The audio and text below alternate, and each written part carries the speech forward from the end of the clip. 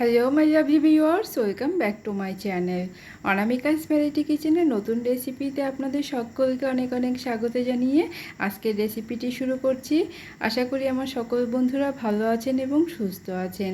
Recipe শুরু করার আগে বন্ধুদের কাছে অনুরোধ রইল ভিডিওটি স্কিপ না করে পুরো ভিডিওটি দেখার জন্য। আশা করি আজকের রেসিপিটি আপনাদের অনেক ভালো লাগবে। মুড়িঘণ্ট আজকে আমাদের রেসিপি, তার জন্য এখানে আমি মাছের মাথা বেশ ভালো করে ধুয়ে পরিষ্কার করে নিয়েছি। এতে আমি পরিমাণ মতো লবণ এবং পরিমাণ মতো হলুদ গুঁড়ো দিয়ে মাছের মাথাগুলোকে মেখে আমি 10 মিনিটের জন্য রেস্টে রেখে দেব। এতে করে মাছের মাথার ভেতরে লবণটা খুব ভালো মতো ঢুকে যাবে। আমি এটাকে 10 মিনিটের জন্য এক সাইডে সরিয়ে রাখবো। এবার আমি দেখুন রেখে দিলাম। এবার আমি একটা কড়াই বসিয়ে দিয়েছি, তাতে আমি 1 চামচ ঘি দিয়ে দিলাম। ঘিটা সুন্দর গরম হয়ে যাওয়ার পরে আমি আগে থেকে ধুয়ে জল ঝরিয়ে রাখা গোবিন্দভোগ চাল আমি এই ঘিয়ের মধ্যে ভেজে নেব। মুড়িঘণ্ট অনেকে অনেক রকমভাবে করেন, তবে আমি একদম অন্যরকম প্রসেসে দেখাচ্ছি। সবথেকে ভালো হবে এইরকমভাবে যদি আপনারা এই চালটাকে ঘিয়ে ভেজে নিয়ে করেন। অনেকেই মুড়িঘণ্ট চাল ভাজেন না, সেটা একরকম টেস্ট হয়, বাস ভেজে করলে কিন্তু এর টেস্টটা খুবই ভালো আসে। দেখুন খুব সুন্দর করে আমি ভেজে নিয়েছি, তবে কালারটা চেঞ্জ হবে না চালের, কিন্তু চালে যখন দেখবেন একটু ঝুরঝুরে ভাব হয়ে গেছে তখন বুঝতে হবে এটা ভাজাটা হয়ে গেছে। আর গ্যাসের ফ্লেমটা মিডিয়াম হিটে রেখে চালগুলোকে ভাজবেন। তারপর আমি উঠিয়ে নিয়ে ওই কড়াইতে আমি তেল দিয়ে তেলটা গরম করে ডুমো ডুমো করে কেটে রাখা আলু দিয়ে দিয়েছি।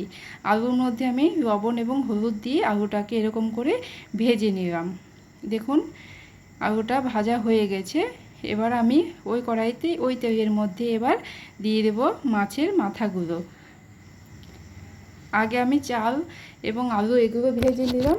এবার মাছের মাথাটা ভাজা হয়ে গেলে সমস্ত কিছু ভাজার কাজটা কমপ্লিট। ওদিকে মাছের মাথাটা ভাজা হোক, এদিকে আমি একটা মশলা তৈরি করে নেব। আদা, রসুন, কাঁচা লঙ্কা, টমেটো একসাথে আমি খুব ভালো করে পেস্ট করে নেব সামান্য একটু জল দিয়ে। দেখুন পেস্টটা তৈরি হয়ে গেছে, এটা এক সাইডে রেখে দেব। এদিকে মাছের মাথাগুলো আমার ভাজা হয়ে গেছে। এবার কড়াইতে আমি দিয়ে দিয়েছি সর্ষের তেল, তাতে আমি ফোড়নে দিয়ে দিলাম গোটা গরম মশলা, গোটা জিরে, তেজপাতা এবং শুকনো লঙ্কা। ফোড়নটা দিয়ে 5 সেকেন্ড অপেক্ষা করেছি। তারপরে আমি এখানে দিয়ে দিলাম পেঁয়াজ কুচি। পেঁয়াজ কুচিটা দিয়ে আমি হালকা করে 2-3 মিনিট একটু নাড়াচাড়া করে ভেজে নেব। খুব বেশি কিন্তু ভাজবো না, পেঁয়াজের কালারটাও চেঞ্জ হবে না। দেখুন এরপর আমরা যে মশলার পেস্টটা তৈরি করলাম আদা, রসুন, কাঁচা লঙ্কা এবং টমেটো, সেই পেস্টটা দিয়ে দিলাম। এবার আমি স্বাদ মতো এখানে লবণটাও দিয়ে দেব। এবার আমি এই মশলাটাকে খুব ভালো করে 5-6 মিনিট কষিয়ে নেব। অবশ্যই গ্যাসের ফ্লেমটা মিডিয়ামে রেখে কষাবো। মিডিয়াম হিটে কষালে পরে রান্নার টেস্ট কিন্তু খুবই ভালো আসে এবং রান্নার কালারটাও খুব ভালো আসে।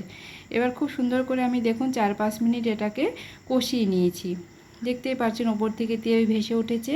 এবার আমি এখানে দিয়ে দিলাম হলুদ গুঁড়ো, একটু ভালো কালারের জন্য কাশ্মীরি লঙ্কার গুঁড়ো, আর দিয়ে দিব একটু জিরের গুঁড়ো আর একটু ধনের গুঁড়ো। ব্যাস, আমাদের আর কোনো রকম মশলা এখানে প্রয়োজন নেই।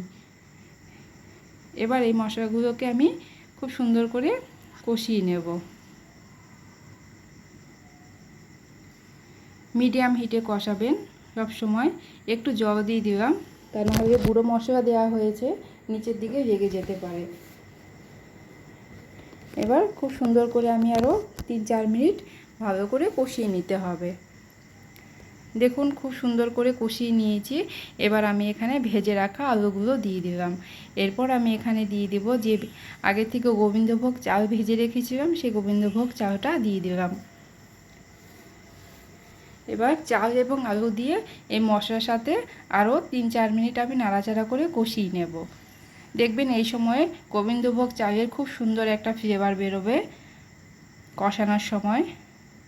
আর যেহেতু চালটা ঘিয়ে ভাজা ছিল, এরকমভাবে মুড়িঘণ্ট রান্না করলে কিন্তু এর টেস্টটা অনেক ভালো আসে। এবার দেখুন 3-4 মিনিট কষিয়ে নিয়েছি। এরপর আমি মাছের মাথাগুলো দিয়ে দিলাম। মাছের মাথা দিয়ে আরও 2-3 মিনিট আমি কষিয়ে নিয়েছি। তারপর এখানে সামান্য একটু চিনি দিয়ে দিলাম। চিনিটা দিয়েও খুব ভালো করে নাড়াচাড়া করে নিয়েছি। এবার আমি পরিমাণ মতো জল দিয়ে দিলাম। সামনে জামাই ষষ্ঠী আসছে, স্পেশালভাবে মুড়িঘণ্ট এরকম করে জামাইকে রান্না করে দিতে পারেন, ভীষণই টেস্টি হয় এটা খেতে। একবার হলেও রিকোয়েস্ট করলাম, আমি যে প্রসেসে রান্নাটা করলাম এভাবে করে দেখবেন, খুব টেস্টি হয় খেতে। দেখুন 7-8 মিনিট আমি মিডিয়াম হিটে ফুটিয়ে নিয়েছি, সমস্ত কিছু খুব সুন্দর সেদ্ধ হয়ে গেছে। এবার আমি এটা নামিয়ে দেব। চাইলে আপনারা লাস্টে একটুখানি গরম মশলা গুঁড়ো দিতে পারেন, আমি ফোড়নে দিয়েছিলাম বই এখন আর দিলাম না, তবে আপনারা চাইলে একটু গরম মশলা গুঁড়ো আর সবশেষে আমি একটু ঘিও দিয়ে দিলাম, দিয়ে এবার রান্নাটাকে আমি শেষ করে দিলাম। এবার আমি সার্ভ করে দিচ্ছি। ভিডিওটি শেষ পর্যন্ত দেখার জন্য সবাইকে অসংখ্য ধন্যবাদ। দেখা হবে নতুন কোনো রেসিপির সাথে। সবাই ভালো থাকবেন, সুস্থ থাকবেন এবং অনামিকাস ভ্যারাইটি কিচেনের পাশে থাকবেন। যে সকল বন্ধুরা এখন আমার চ্যানেলটিকে সাবস্ক্রাইব করেননি, প্লিজ চ্যানেলটিকে সাবস্ক্রাইব করে দেবেন। ভিডিওটি ভালো লাগলে একটি লাইক দিয়ে বন্ধুদের সঙ্গে শেয়ার করে দেবেন, আর কমেন্ট করে জানাতে ভুলবেন না কেমন লাগলো আজকের এই রেসিপিটি। Thanks for watching, by.